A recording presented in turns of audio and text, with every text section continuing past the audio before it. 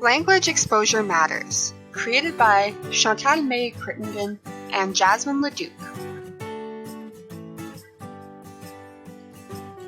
In Canada, we have two official languages, English and French.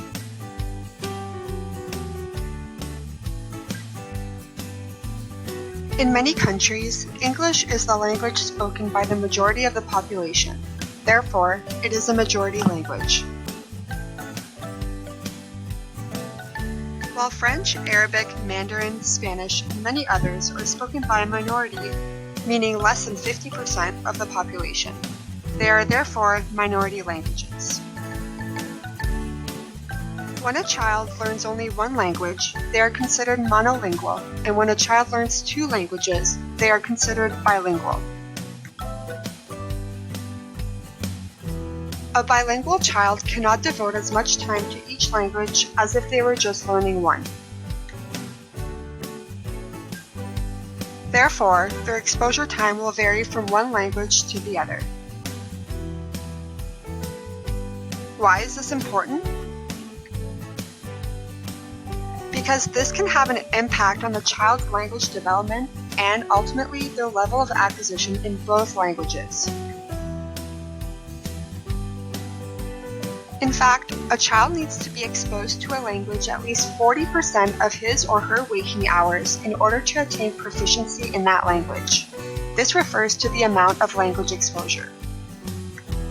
To have a good understanding of vocabulary words, a child must be exposed to a language 40% of his or her waking hours. So if a child is awake for 13 hours, from 7 a.m. to 8 p.m., they should be exposed to the language for about 5 hours in total.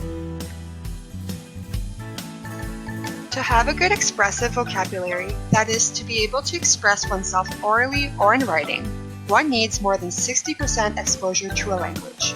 If we take the same scenario as the previous slide, this counts for nearly 8 hours of exposure.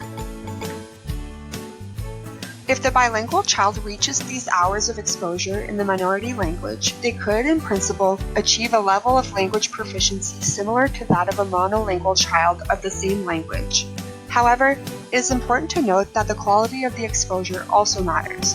This will be the subject of a different video. How is your child receiving his or her exposure to each language? A few examples are conversation at home and dialogue, at school and or on the bus, before and after school programs, extracurricular activities, friends, homework, electronic devices, and reading. By calculating the number of hours of exposure in each language, it is possible to measure the child's level of exposure. It is worth noting that exposure times vary depending on the time of year. For example, Christmas vacation, March break, summer, school year, etc. Please refer to our Butt Boot website for more information regarding the importance of language exposure.